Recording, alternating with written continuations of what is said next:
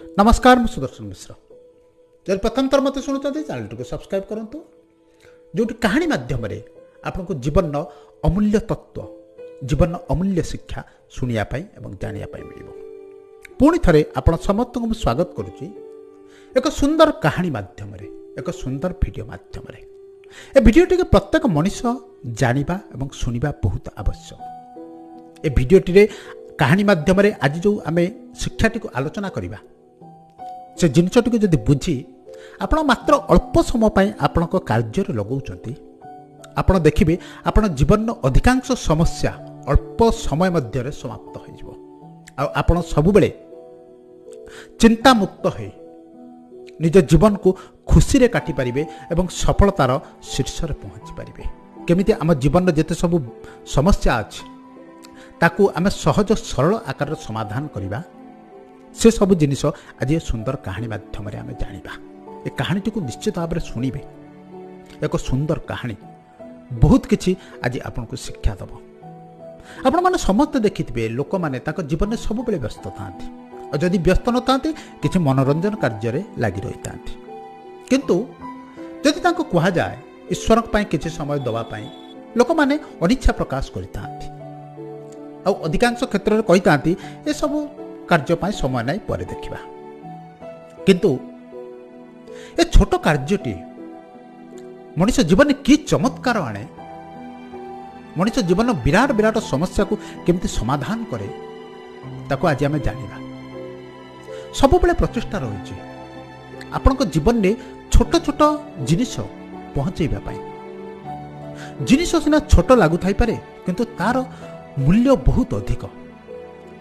ए छोट छोट शिक्षा दिने आम जीवन को एक विराट सफलतार पहाचरे नहीं पहुंचेब जदि आम ताकू बुझी आम कार्य लगाउछंती।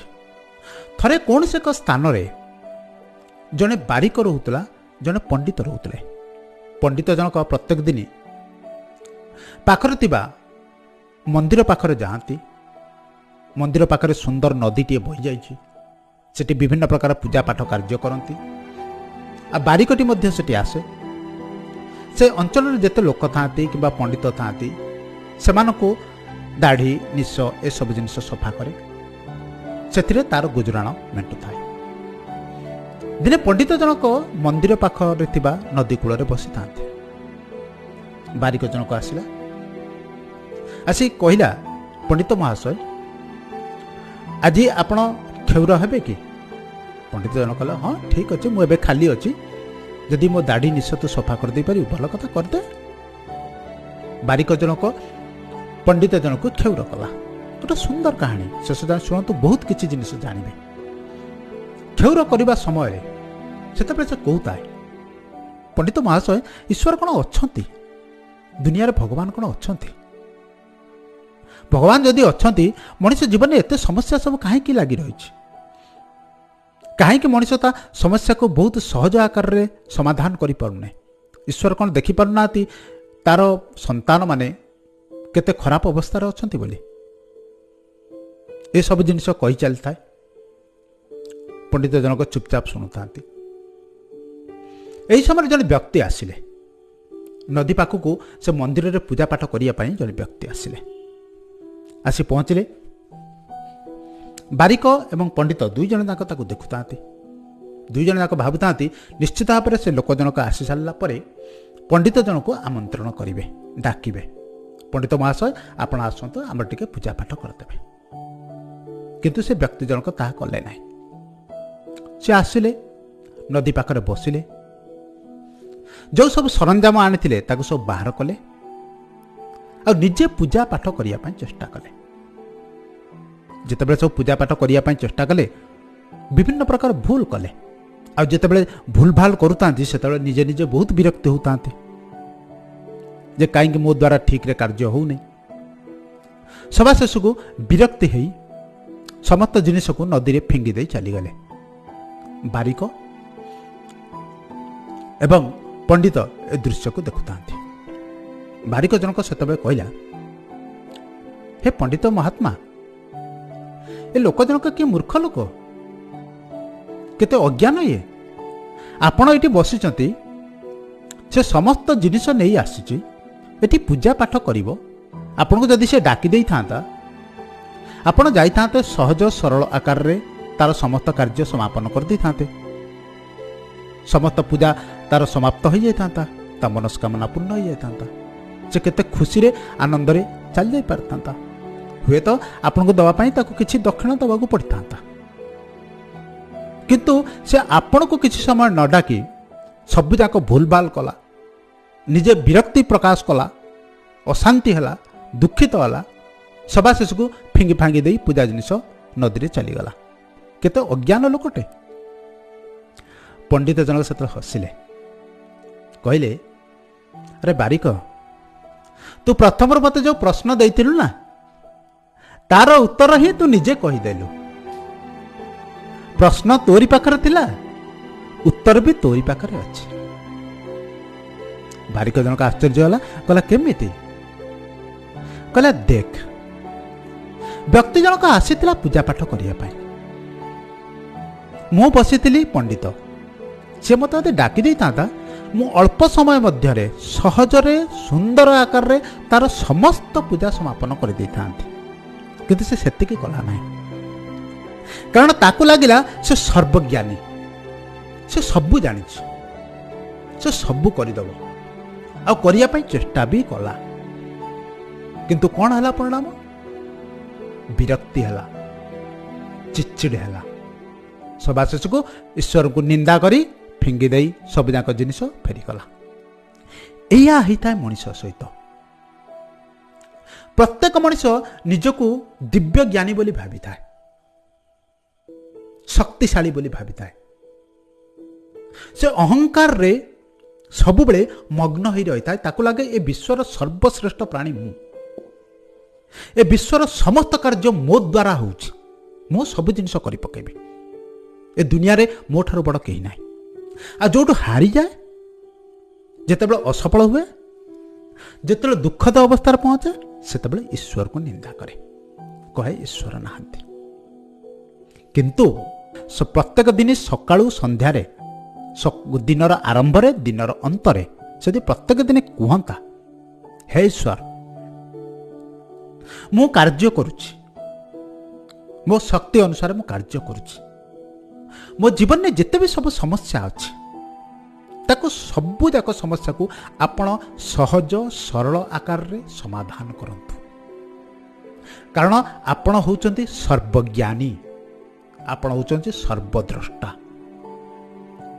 आपण होउची सर्वशक्तिमान आपण पाखरु समस्त जिनिस आरंभ आपण पाखरे समस्त जिनिसर अंत आपण पाखरे समस्त समस्यार समाधान अछि से यदि ये विश्वास सहित सब जाक ईश्वर को ऊपर छाड़ी देकी निजे कर्म करता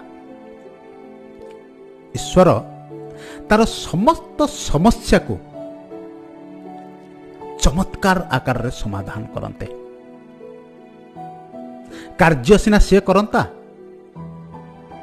किंतु तापाई ए विश्वर सर्वश्रेष्ठ शक्ति ईश्वर काम करते तार समाधान करिया पाई ता जीवन समस्त सुख सुविधा को आश्चर्यजनक हिसाब रे ता जीवन में आनिबा पाई किंतु से सब जिनिस करे नाही केमिति ना ठीक से लोक जनक जेमिति कौन करतुला ना मु एठी बसिची किंतु मते न डाकी से सब जिनिस निजे प्रचेष्टा करतुला काहे कि ना मु सब जानिछि जेतरे न होला सब फिंगी फांगी दे चली गला तेणु जदि प्रत्येक मनीष इस कहानी को बुझी पारते भल भाव जानी पारते बहुत सुंदर होता प्रत्येक मनीष को ईश्वर जन्म देइचंती से कर्म करिवो बहुत भल कथा ता जीवन में समस्या आसीबो ठीक अच्छे जीवन में सुख आसुची केतेबेले केमिति समस्या आसीबो आदर किछि व्यस्त हो पार नाही किंतु प्रत्येक दिन से जदि किछि समय सकाळे संध्यारे ईश्वर को प्रार्थना करंता हे ईश्वर मो जीवन समस्त समस्या एवं समस्त सुख मु आपण को ऊपर छाड़ी दूची मो जीवन समस्त दुर्गुण को क्षमा करी मो जीवन समस्त भूल को क्षमा करी मते सही रास्ता दिखाओ से कौन करता ना निजे सब बेले चिंता मुक्त हो जाता निजर समस्त दांक फल से ए विश्वर सर्वश्रेष्ठ शक्ति ऊपर छाड़ी जाता ଆଉ ସେ ଯେଉଁ ଅନନ୍ତ ଶକ୍ତି ତାକୁ ସବୁବେଳେ ସହି ରାସ୍ତା ଦେଖାନ୍ତେ। ଯେଉଁମାନେ କରୁଛନ୍ତି ଏ କାର୍ଯ୍ୟକୁ ସେଇମାନେ ହିଁ କହିପାରିବେ। ଯେଉଁମାନେ ଈଶ୍ୱରଙ୍କ ଉପରେ ନ୍ୟସ୍ତ କରି ଜୀବନ କାଟୁଛନ୍ତି ସେଇମାନେ ହିଁ କହିପାରିବେ ତାଙ୍କ ଜୀବନରେ କେମିତି ଚମତ୍କାର ଆସେ, କେମିତି ଯେତେବେଳେ ଗୋଟିଏ ରାସ୍ତା ବନ୍ଦ ହୋଇଯାଏ ପୁଣି ତାପରେ ଆଉ ଦୁଇଟି ରାସ୍ତା ଖୋଲିଯାଏ। ସେହି ଲୋକମାନେ ହିଁ କହିପାରିବେ। ଆମେ ଯଦି ପ୍ରତ୍ୟେକ ଦିନ ଈଶ୍ୱରଙ୍କୁ ଏତିକ ଦେଉଛନ୍ତି, କିଛି ଆନ୍ତରିକତା, କିଛି ଭକ୍ତି, କିଛି ସମର୍ପଣ, କିଛି ସମୟ, ନିଶ୍ଚିତ ଭାବରେ ଆମ ଜୀବନରେ ଏକ ବିରାଟ ପରିବର୍ତ୍ତନ ଆସିବ। ଆମେ ଯେତେବେଳେ ବିଶ୍ୱର ସମସ୍ତ ଅନନ୍ତ ଶକ୍ତି ଉପରେ ନ୍ୟସ୍ତ ହୋଇ ଆମ ଜୀବନ କାଟିବା, ଆମ ଜୀବନ ବହୁତ ସୁନ୍ଦର ହିସାବରେ କଟିବ। ତେଣୁ ନିଶ୍ଚିତ ଭାବରେ ପ୍ରତ୍ୟେକ ଦିନ ସକାଳେ ସନ୍ଧ୍ୟାରେ କିଛି ସମୟ ଈଶ୍ୱରକୁ ଡାକନ୍ତୁ। ଈଶ୍ୱରଙ୍କ ଦ୍ୱାରା ନିଜ ଜୀବନର ସମସ୍ତ ସମସ୍ୟାକୁ ସମାଧାନ କରନ୍ତୁ। ଆଉ ଦେଖନ୍ତୁ ଅଳ୍ପ ଦିନ ପରେ ଆପଣଙ୍କ ଜୀବନରେ କି ଚମତ୍କାରୀ ପରିବର୍ତ୍ତନ ଆସୁଛି। ଆପଣ କେତେ ସୁନ୍ଦର ଜୀବନ କାଟୁଛନ୍ତି, ଆପଣ କେତେ ଚିନ୍ତାମୁକ୍ତ ହୋଇ ଜୀବନ କାଟୁଛନ୍ତି। କାରଣ ମଣିଷ ଯଦି ସବୁଯାକ ବୋଝ ନିଜେ ମୁଣ୍ଡେଇବା ପାଇଁ ଚାହିଁବ ନା, ବହୁତ କମ୍ ସମୟ ଭିତରେ ଥକିଯିବ। ଜୀବନରେ ଯେତେ ସମସ୍ୟା, ଯେତେ ବୋଝ ଅଛି ସେ ଅନନ୍ତ ଶକ୍ତିକୁ ଦିଅନ୍ତୁ, ଏ ବିଶ୍ୱକର୍ତ୍ତାକୁ ଦିଅନ୍ତୁ। ତେଣୁ ଏ କାହାଣୀ ମାଧ୍ୟମରେ ମୁଁ ଏ ପ୍ରଚେଷ୍ଟା କରିଛି ଯେ ଜୀବନର ଗୋଟେ ସୁନ୍ଦର ଅମୂଲ୍ୟ ଶିକ୍ଷାକୁ ଆପଣଙ୍କ ପାଖରେ ପହଞ୍ଚାଇବା ପାଇଁ। ପ୍ରତ୍ୟେକ ଦିନ ଆରମ୍ଭ ଈଶ୍ୱରଙ୍କୁ ଡାକିବା ଦ୍ୱାରା ପ୍ରାର୍ଥନା ମାଧ୍ୟମରେ କରନ୍ତୁ। ବିଛଣାରୁ ଉଠିବା ମାତ୍ରେ 2 ମିନିଟ୍ ଈଶ୍ୱରଙ୍କୁ ଡାକନ୍ତୁ। ଆଉ ପୁଣି ସନ୍ଧ୍ୟାବେଳେ ହେଉ କିମ୍ବା ରାତ୍ରିରେ ଶୋଇବା ବେଳେ ହେଉ କିଛି ସମୟ ଈଶ୍ୱରଙ୍କୁ ଡାକନ୍ତୁ। ହେ ଈଶ୍ୱର, ଆଜି ମୋ ଦ୍ୱାରା ଯାହା ଭୁଲ ହେଇଛି ତାକୁ ମୋତେ କ୍ଷମା କରାଯାଉ। ପୁଣି ମୋତେ କାଲି ସୁନ୍ଦର ଜୀବନଯାପନ କରିବା ପାଇଁ ଗୋଟେ ମୌକା ମିଳୁ। ଯେଉଁ ଭୁଲ ହେଇଛି ତାକୁ କ୍ଷମା କରି ମୋତେ ଜୀବନର ଅମୂଲ୍ୟ ରାସ୍ତା ଦେଖାଇବା ପାଇଁ ପ୍ରେରଣା ମିଳୁ। ଅଳ୍ପ ଦିନ ପରେ ଆପଣ ଦେଖିବେ ଆପଣଙ୍କ ଜୀବନ ସମ୍ପୂର୍ଣ୍ଣ ରୂପେ ପରିବର୍ତ୍ତନ ହୋଇଯିବ। ଆଶା କରେ ଏ ସୁନ୍ଦର କାହାଣୀଟି ଆପଣଙ୍କୁ ଭଲ ଲାଗିଥିବ। ଭିଡ଼ିଓଟି ନିଶ୍ଚିତ ଭାବରେ ଭଲ ଲାଗିଥିବ।